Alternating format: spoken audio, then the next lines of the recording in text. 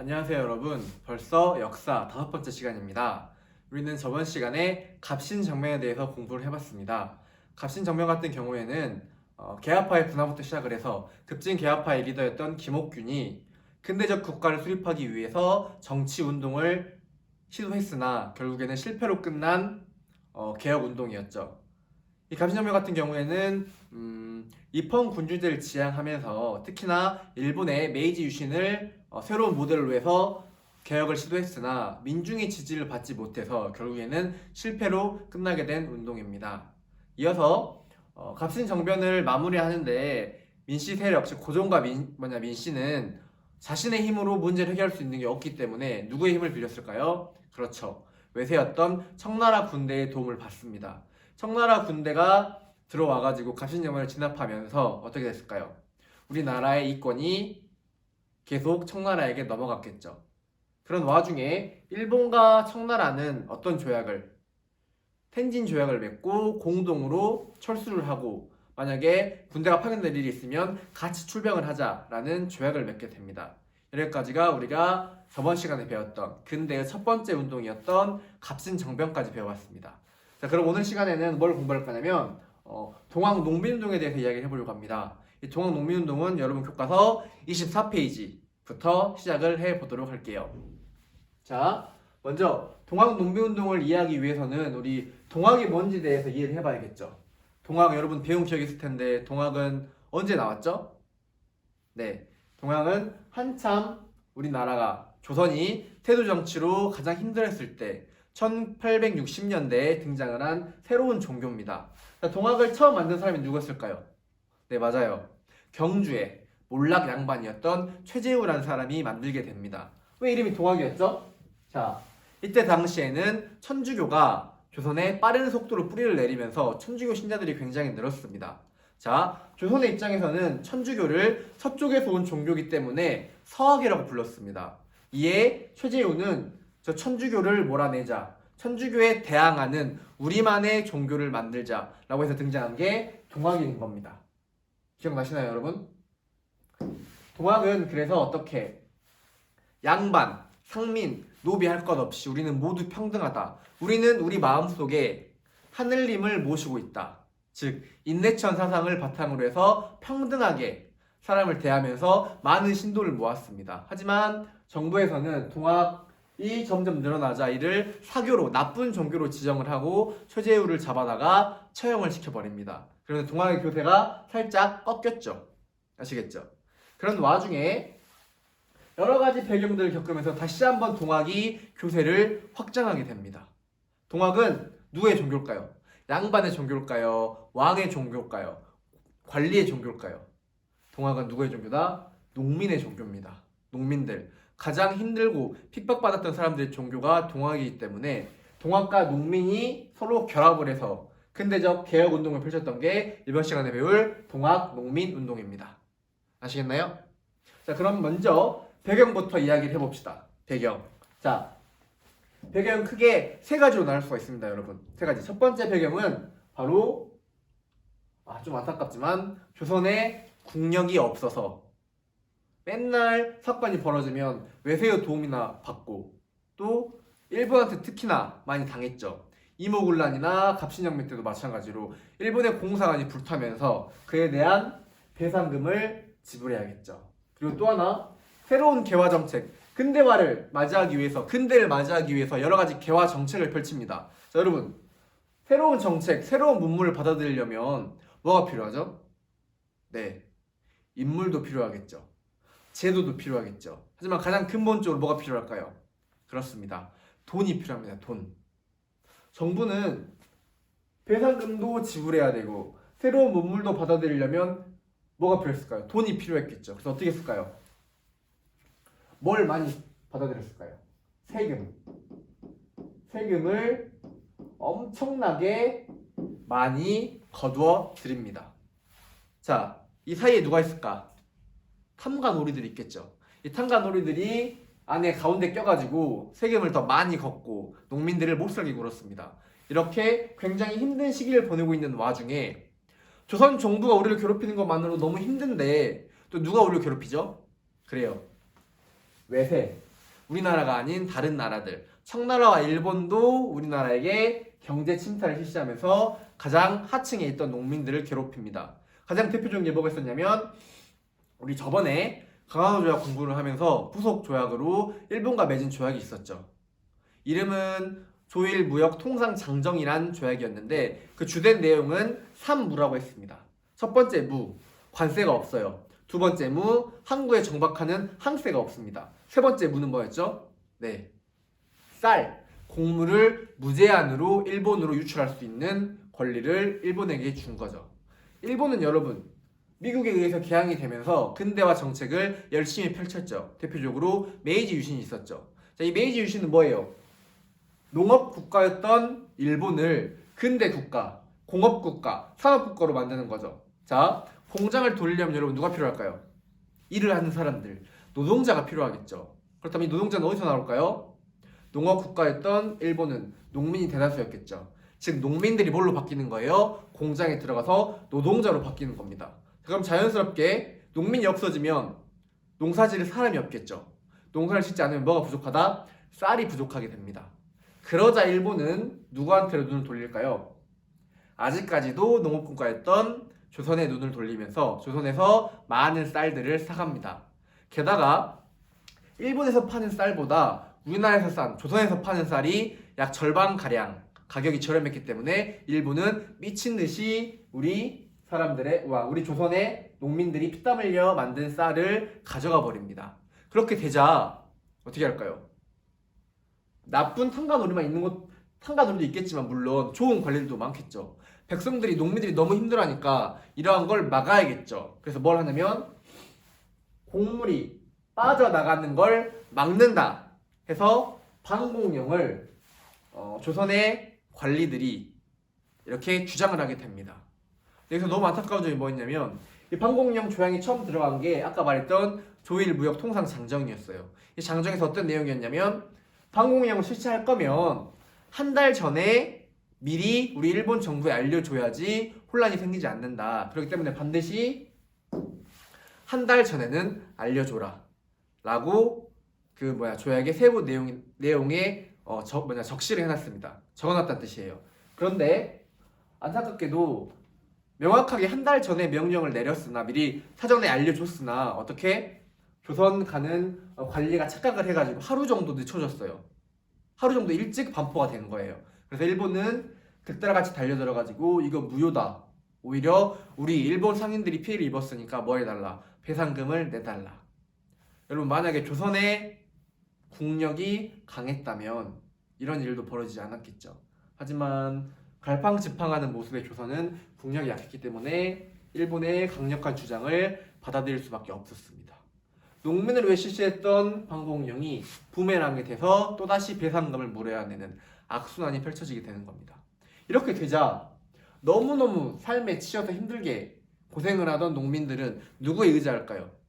모두가 평등하다는 새로운 종교였던 동학에 의지를 하게 되면서 동학의 교세가 굉장히 커지게 됩니다.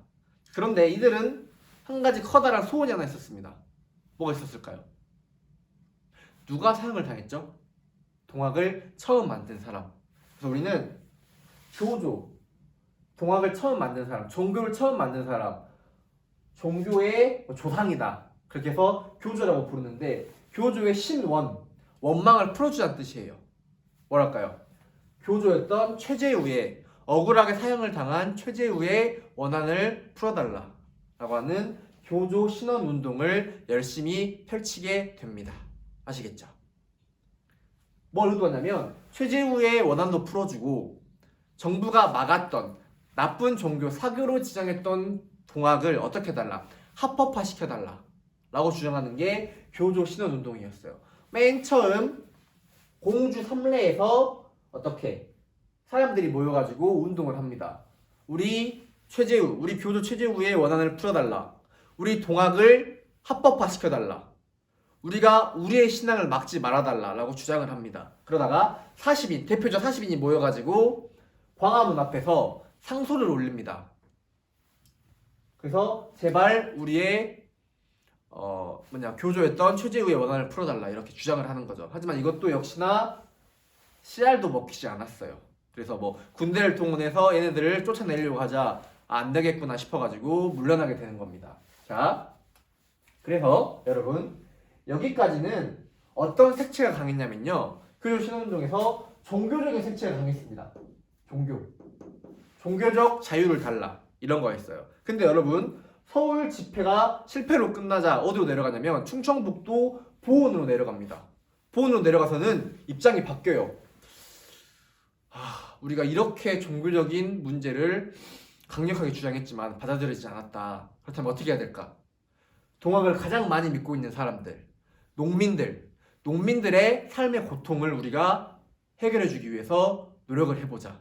이러면서 어떻게 종교적 색채가 아니라 정치적 색채가 강해집니다. 나쁜 정치를 몰아내자. 우리를 위해서 좋은 정치를 해주십시오. 우리에게 도움이 되는 정치를 해주십시오. 라고 주장을 하는 겁니다. 자, 이걸 조금 어려운 한자로 쓰면 뭐라고 주장했냐면 여러분, 자 여기다 쓸게요. 선생님이 밀어내자, 배척하자. 누구를? 일본 놈들이랑 서양 애들을 몰아내자. 척외양이라고 합니다. 그리고 또 하나 보국앙민이라는 걸 주장해요. 보국앙민, 나라를 보호하고 백성들을 안정시키자. 이런 주장을 하게 되는 겁니다. 그래서 순수한 종교였던 동학이 이 교조 신화운동을 거치면서 정치적 색채를 띠기 시작합니다. 우리의 신앙의 자유가 아니라 신앙의 자유를 바탕으로 해서 어떻게 하자. 안 좋은 정치를 몰아내고 새로운 정치, 우리에게 도움이 되는 정치를 실시하자라고 주장하게 되는 거예요. 아시겠죠? 이런 배경을 거쳐서 드디어 1894년에 동학농민운동이 빵 하고 터뜨리게 되는 겁니다. 아시겠죠? 이 동학농민운동은 맨 처음 어디서 일어났냐면 1894년 1월달 고부라는 지역에서 처음 발생을 합니다. 자, 고부는 지금으로 치면 광주 위쪽에 정읍이라는 도시가 있어요. 이 정읍에 속해 있는 한 지역명이 고부입니다, 여러분. 아시겠죠? 이렇게 고부에서 처음으로 밀란이 벌어집니다. 어떻게? 새로운 지방관이 와요. 그 지방을 다스리는, 지금으로 치면 군수가 옵니다. 국가에서. 그 군수가 악명 높았던 조병갑이라는 사람이 와요. 이 사람은 탐관오리의 대표적인 사람입니다. 탐관오리, 뇌물수수로 자자한 사람이에요. 어떻게 하면 백성들을 쥐어짜내가지고 돈을 더 얻을 수 있을까를 연구하는 사람이 조병갑이라는 사람이었어요. 근데 조병갑이 딱 1894년에 고부란 지역에 와가지고 온갖 악행을 저지릅니다. 대표적으로 뭐가 있었냐면, 자, 이 지역에 저수지가 있어요. 저수지. 멀쩡히 농사 지으려면 물이 많이 필요하니까 저수지가 다 있겠죠. 저수지 중에 하나가 만석보라는 저수지가 있습니다. 근데 이 멀쩡하게 존재하는 만석보를 망가뜨린 다음에 여러분 새로 저수지를 짓습니다. 뉴 만석보를 짓는 거예요. 왜 이걸 지었을까? 새롭게 만든 다음에 농민들한테 뭘 거두려고?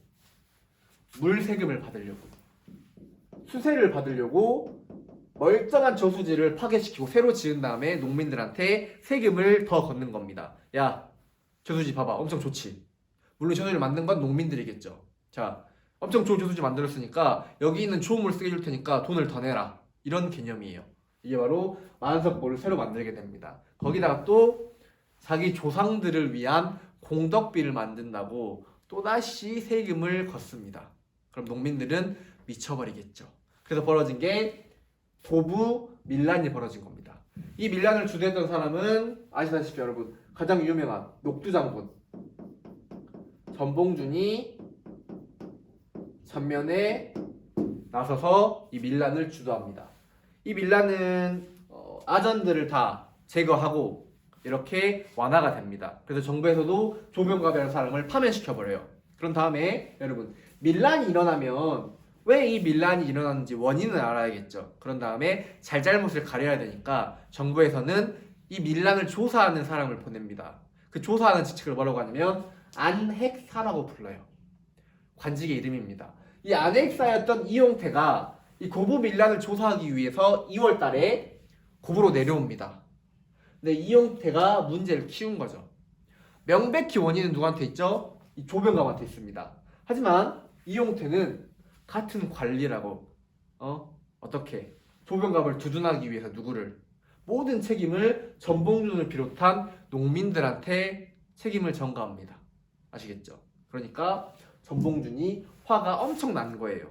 아니 요런 놈을 보내가지고 우리에게 이렇게 큰 치욕을 주느냐. 우리는 잘못한 게 없다. 너무나 힘들어서 핍박을 받아서 이걸 해결하기 위해서 일어난 것 뿐인데 왜 우리를 이렇게 또 괴롭히려 하느냐 라고 하면서 본격적으로 많은 농민들을 모아서 1차 봉기를 일어나게 되는 겁니다.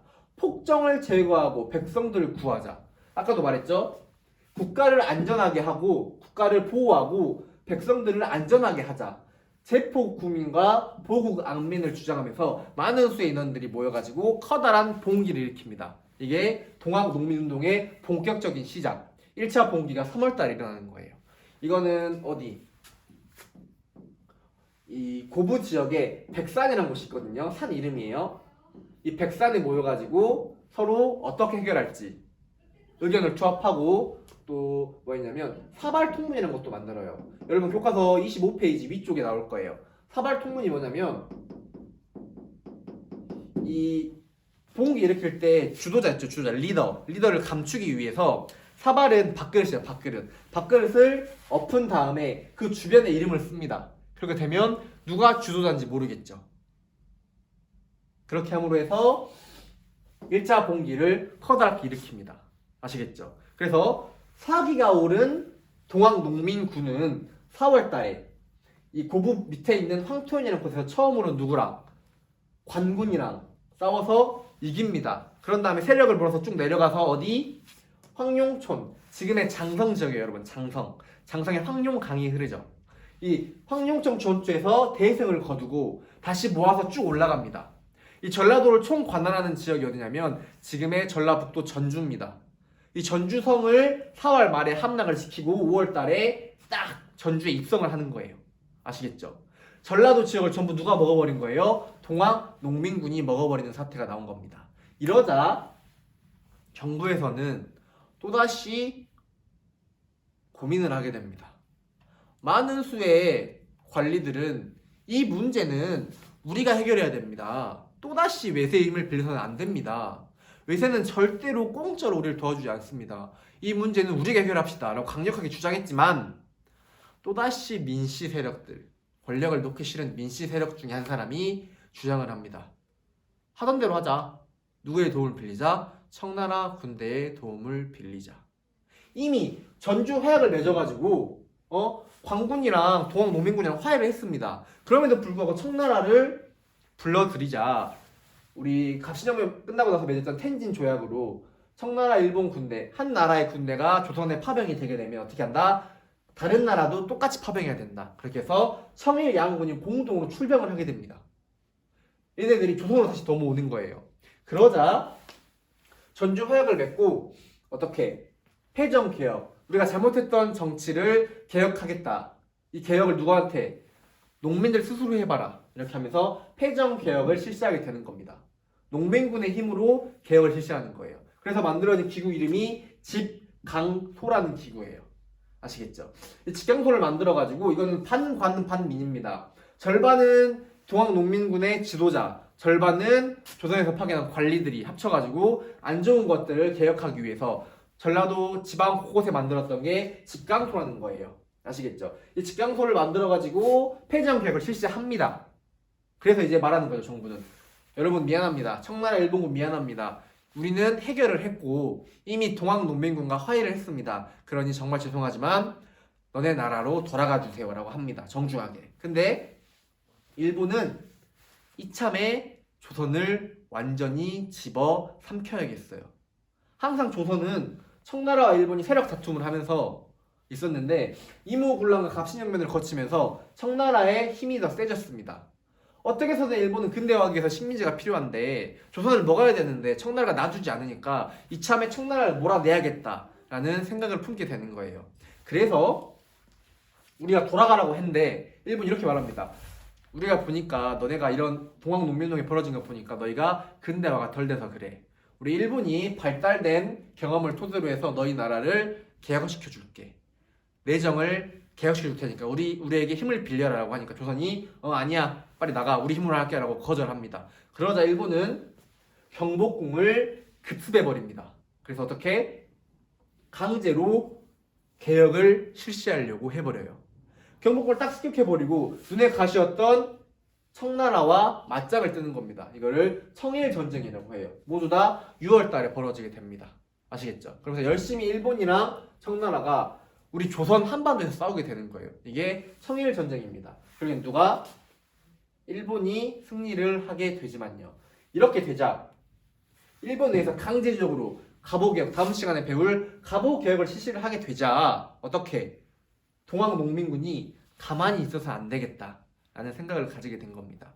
그래서 한참 있다가 9월 달에 일본을 몰아내기 위해서 2차 봉기를 실시합니다. 자, 여러분 왜 3개월이나 비었을까요? 좀 의아하시죠? 왜 바로 일어나지 않았을까요? 생각해 봅시다, 여러분. 동학 농민운동이에요. 대다수가 뭐다? 농민이었습니다. 자, 여러분 우리 가을 되면은 우리 만약 시골 가게 되면 뭐 하죠? 추수를 하죠. 열심히 지은 쌀들을 수확을 해야 될 거 아니에요. 그렇기 때문에 추수를 마친 다음에 9월 말에 다시 봉기를 일으켜서 이때 당시에 남접과 북접이 모여가지고 일본과 우리나라 조선군과 싸우게 되는 겁니다.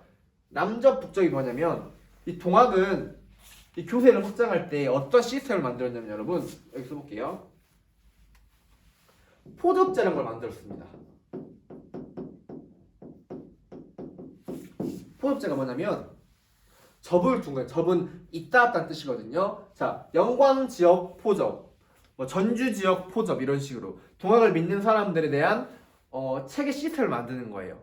포접장으로 선생님을 지목하고 그 밑에 뭐 사무총장이나 뭐 포교하는 사람들 모아가지고 쭉 어떤 조직을 만들어요. 그 조직을 여러 개 붙여놓은 게 이 포접제입니다. 그래서 맞닿았다, 접촉했다는 뜻이에요. 그래서 포접제를 만들어서 남접과 북접이 있었어요. 1차 봉기에서는 누가 주도가 됐냐면 남접, 전봉준을 필두로 하는 남접 세력들이